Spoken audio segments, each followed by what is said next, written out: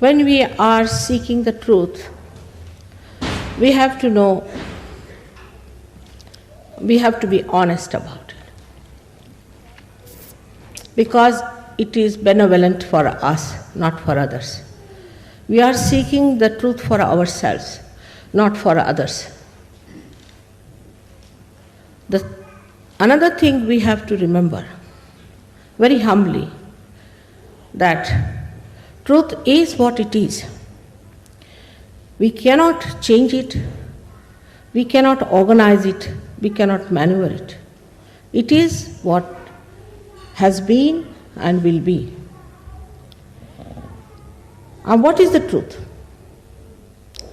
The truth is that you are the spirit. You are not this body. You are not this mind. You are not this ego. And you are not this conditioning. You are the spirit. But so far, you have been a human being. But to be a human being itself is a very great thing. It's the greatest thing to be a human being. Perhaps we have not realized the value of our life because we do not know what we are.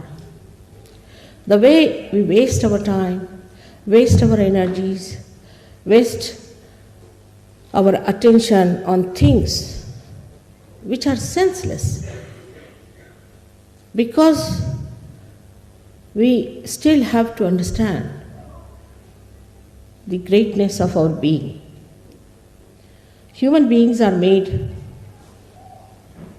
with such care, so beautifully, such delicate working of the divine, from amoeba to this stage, passing through various stages. Such a beautiful thing has been created as a human being. But first we must have this attention to ourselves that there must be something. It cannot be a purposeless doing. It cannot be something just a chance. It's a wrong idea to play with. If the gravitational force of the earth or any one of the galaxies changes, there will be disaster, absolute disaster. So many things in the cosmos if you study.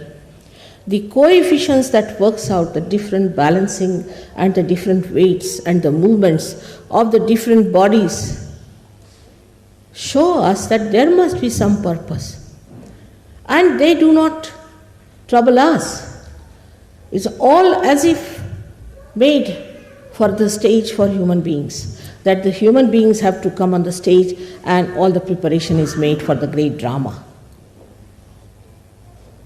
I think it's high time that great scientists should look at it and start wondering why is it the way it is made, why we are so much looked after.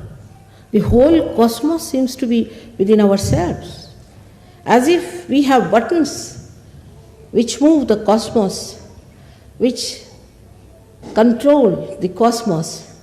Everything is going on so smoothly otherwise, except when we do not try to understand ourselves.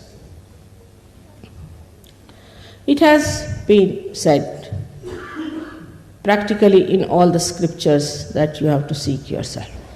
You have to find yourself.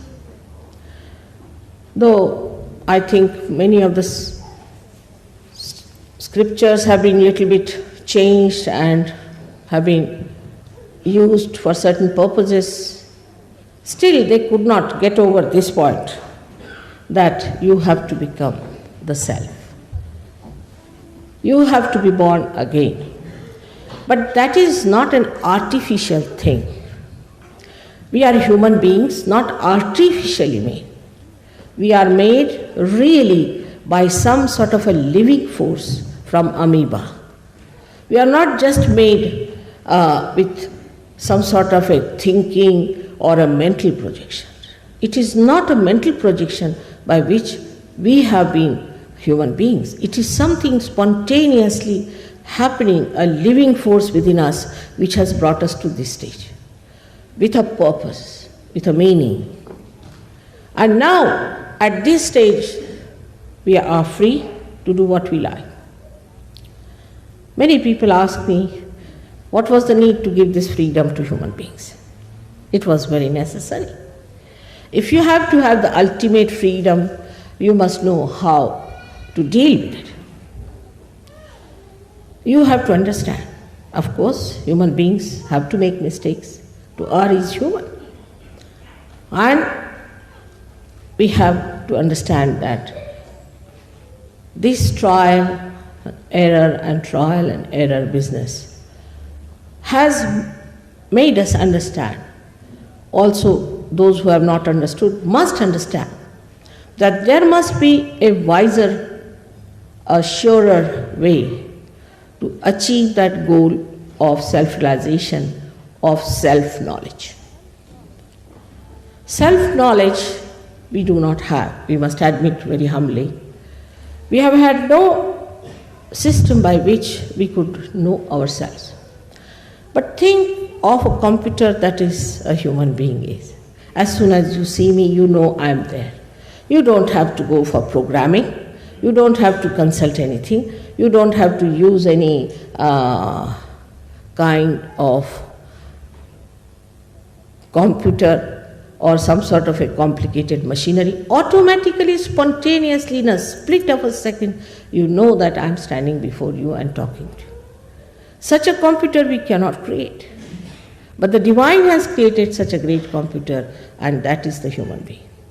And this human being is the only one who is going to achieve that higher state which we call as the spiritual state of the self. Because in the science they deal with the tree, I should say the outside, but they cannot go into the roots. To go into the roots, you have to become a subtler being. Unless and until you become a subtler being, you cannot go into your roots to find out what your roots are. And that is what is self-realization. When you become subtler, then only you can go into your being and can find out what actually you are. Also, to look after a tree which has not known its roots is a very difficult thing. What happens is that when you do not know your roots and you start growing and growing and growing, you go very deep down into that where you find that you have lost your way. Actually, you are not going deeper. You are spreading outside more and more. And then once you start going to extremes because of your freedom, you lose your way. That's how today everybody is saying a shock is going to come. We are all going to face a shock. This is going to happen, that is going to happen. But actually it is absolutely in your hands because the whole of the cosmos is within you. The cosmos is working under your control, complete. It is absolutely looking after you. Every element is looking after you to preserve you, to guide you, to take you to the right thinking. But in your freedom, you have to achieve.